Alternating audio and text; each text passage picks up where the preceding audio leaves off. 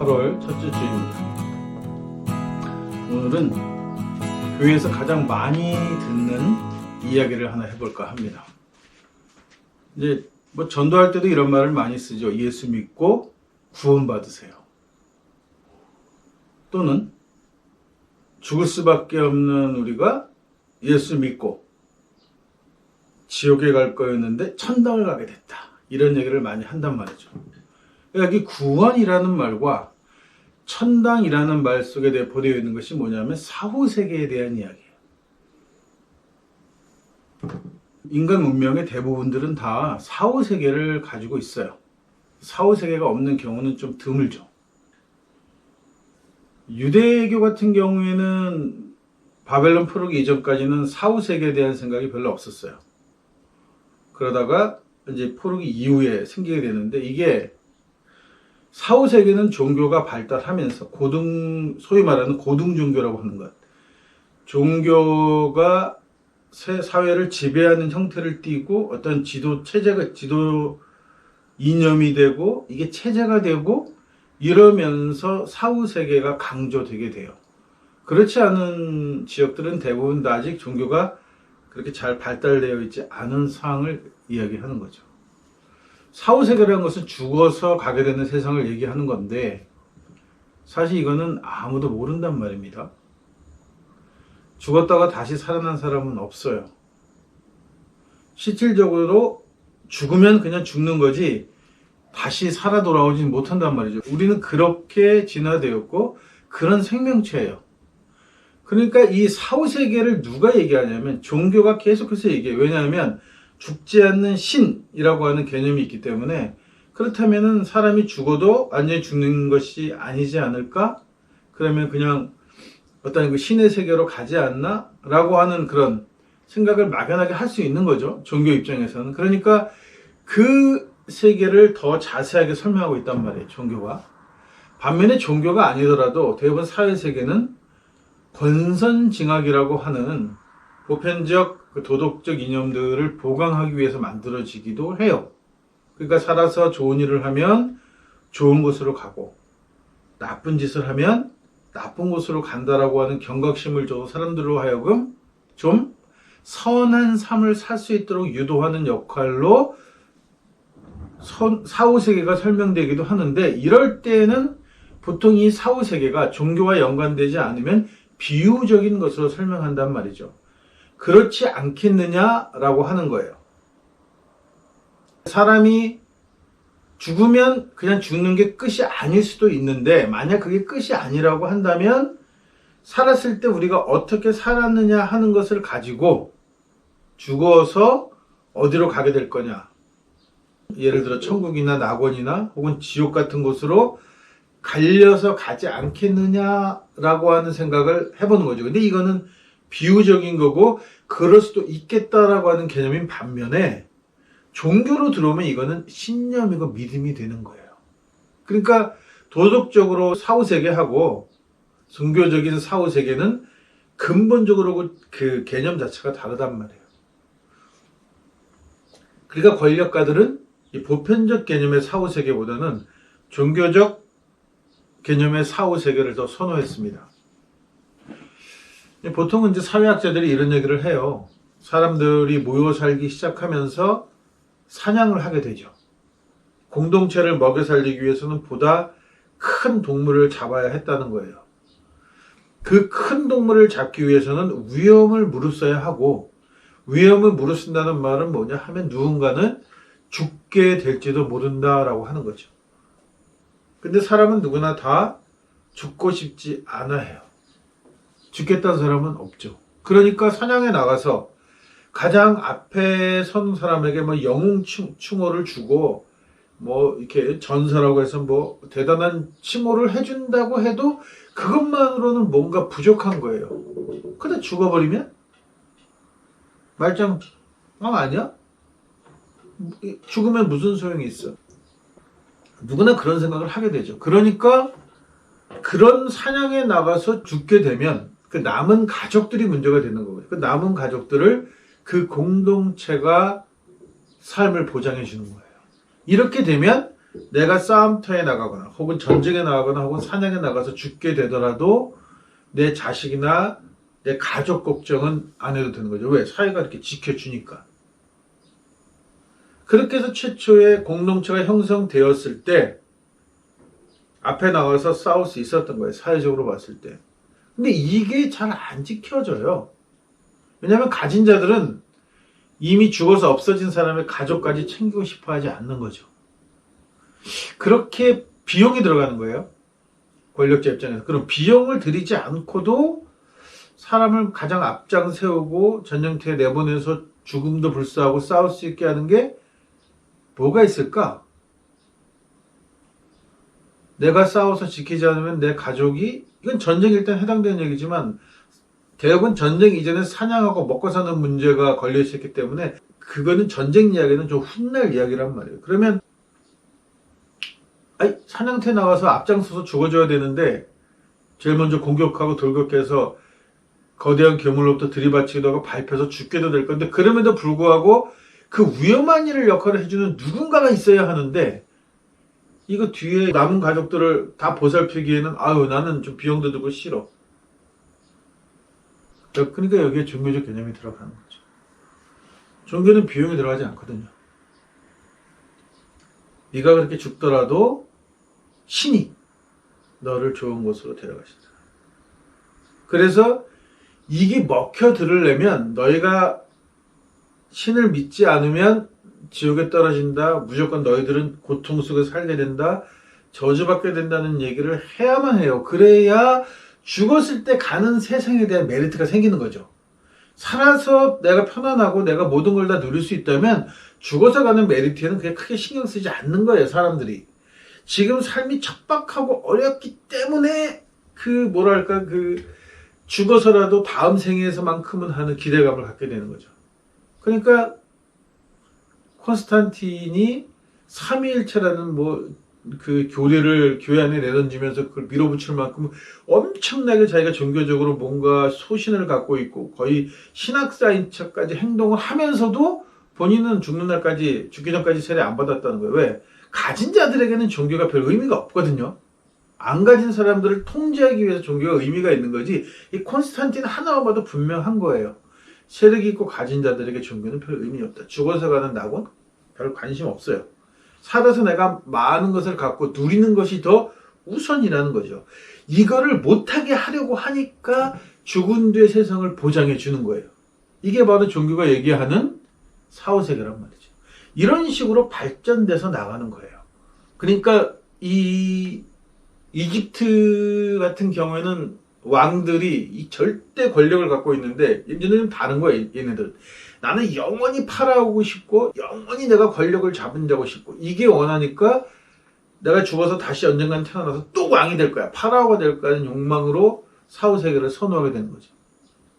그러니까 이거는 아까 얘기했던 가진 것과 안 가진 것의 그런 문제가 아니라 이미 이 국가라고 하는 제도가 생기면서 권력자들에게 생긴 권력자들만의 욕망이에요. 지금도 종교는 이 방법을 사용합니다. 그러니까 이슬람이 자살 쫓기를 입고 자선 테러를 하는 사람들이 가능한 이유가 그냥 일반적인 삶을 살아서는 알라 앞에 가기가 쉽지 않아요. 낙원에 들어가는 일이 그렇게 녹록하지 않단 말이에요. 매일 하루에 몇 번씩 절을 해야 하고 라마단을 지켜야 하고 음식을 가려 먹어야 하고 해야 될 게 엄청나게 많아요. 근데 그런 것들을 못하며 살았던 사람들 혹은 내 신분이 그런 것을 보장받지 못하는 사람들에게 있어서는 알라에게 가고 싶지만 방법이 없어진 거죠. 그러니까 성전을 얘기하는 거예요. 내가 성전이라고 선언한 전쟁터에 나가서 네가 순교하면 아무것도 붙지 않고 바로 알라 앞으로 간다라고 얘기하는 거예요. 그러니까 그런 희망이 전혀 없었던 내가 종교적으로 뭔가 구원받을 수 있는 자격이 없었던 사람들한테는 이 성전이 어마어마한 도움이 되는 거죠. 이게 기독교에 와서는 예수를 믿으면 이라는 말과 거의 동일한 개념인데 여기서 예수를 믿으면 구원받는다는 말이 문제가 되는 이유는 어떻게 예수를 믿으면 구원을 받을 수 있을까? 예수가 뭔데? 라고 하는 질문을 해야 되는 거기 때문이에요. 예수가 누구고 예수가 뭔데 예수를 믿으면 우리가 구원을 받을 수 있어? 라는 질문을 하게끔 만드는 거죠. 왜냐하면 예수를 믿어야 구원받는다고 하니까. 그러면 인간이 인간을 구원시킬 수 있겠어요? 아니죠. 그러니까 신이어야 하는 거란 말이에요. 근데 문제는 기독론 때문에 예수가 신이 된 게 아니에요. 바울이 베드로의 그 패거리들, 베드로 패거리들, 즉 예수의 직접 제자였던 패거리들과 교회 안에서 경쟁을 해야 하는데 자기는 사도가 아니란 말이에요. 예수를 만난 적도 없고. 그러니까 뭔가 교회에서 활동을 하려고 하니까 가오가 없어. 가오가 있어야 되겠어. 그래서 자기가 다메섹으로 가는 도중에 죽은 예수가 자기를 불러서 사도로 삼았다라고 하는 종교 사기를 치게 돼요. 시작은 나도 사도야 하는 얘기를 하고 싶어서 죽은 예수가 부활했다고 하는 구라를 만들어가지고 그 예수가 자기를 사도로 삼았다고 하는 그냥 누가 들어도 거짓말을 한 거죠. 사기를 친 거란 말이에요. 이게 그냥 이렇게 끝났으면 참 좋을 텐데 이러다 보니까 예수가 죽었다 살아났어? 사람인데 어떻게 가능하지? 이런 의문들이 생기는 거예요. 그러니까 이 말도 안 되는 사기를 합리화시키려고 하다 보니까 사실은 예수가 그냥 태어난 게 아니고 성령으로 태어났어. 그리고 마리아는 동정녀야. 이런 엉뚜당투 않는 교리들이 그게 기독론이에요. 바울이 예수를 가지고 사기친 것을 합리화시키기 위한 변증을 하기 시작하면서 살이 붙여지고 눈덩이처럼 불어난 게 기독론이란 말이죠. 그런데 이미 그렇게 되니까 이제 그런 얘기들이 막 오고 가기 시작하면서 또 한 가지의 문제점이 발생합니다. 뭐냐 하면 또 다른 놈이 나타나서 나도 예수를 만났는데 예수가 나를 사도로 불렀어. 이런 얘기를 누구라도 할 수 있는 길이 열려버린 거죠. 사기를 치려고 하면. 그런 생각을 바울만 한 건 아닐 거 아니에요. 그러니까 바울 패거리하고 베드로 패거리들이 모여서 합의를 합니다. 두 번 다시는 죽은 예수가 누구를 만나서 사도로 만났다는 얘기는 안 했으면 좋겠다. 이런 일은 반복되면 안 돼. 그러니까 뭐를 해야 되겠어? 예수를 영원히 신으로 만들어서 하늘에 묶어두고 예수는 인간들하고 접촉되는 일이 없도록 해야 되겠다. 뭐가 좋을까? 그렇게 해서 만들어진 게 성령이라는 개념인 거죠. 그래서 성령이 우리에게 와서 성령이 모든 것을, 그러나 이 성령은 예수가 아니기 때문에 그런 임명권 같은 건 갖고 있지 않다라고 얘기한 거죠. 그래서 이제 오순절 성령쇼 같은 걸 하면서 성령 얘기를 풀었단 말이에요. 그런데 이게 또 문제가 돼요. 왜? 그렇다면 성령도 예수처럼 와가지고 사도로 임명할 수 있지 않을까? 이런 문제 때문에 삼위이체론이 생기게 된 거죠. 예수와 야훼는 동일할 수 있으나 성령은 조금 떨어지는 존재야. 그런 임명권을 갖고 있지는 않아. 그런 권한까지 있지는 않아. 라고 하는 식으로 한계급 낮은 거야. 라고 보기 시작한 거죠. 이 문제 때문에 교회가 분열하고 싸우게 됩니다. 아직도 전교회는 그 입장이에요.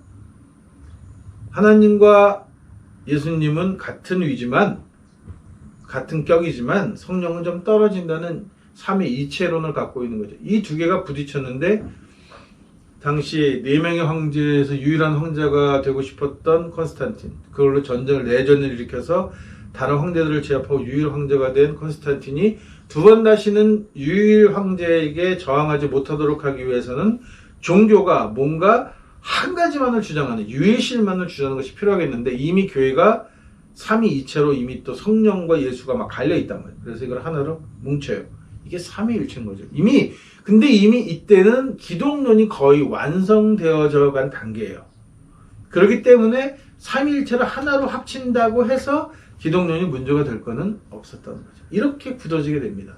그러니까 예수 믿고 우리가 고백하고 회개하고 세례받고 예수 믿고 성령 받으면 지옥에 떨어질 거였는데 천국으로 간다. 구원받게 된다라는 표현을 쓰게 된 거죠. 자, 그런데 각 문화마다 다르지만 다른 건 잘 모르겠고 우리 민족만 놓고 보면 우리는 사람이 죽으면 돌아간다라는 표현을 해요.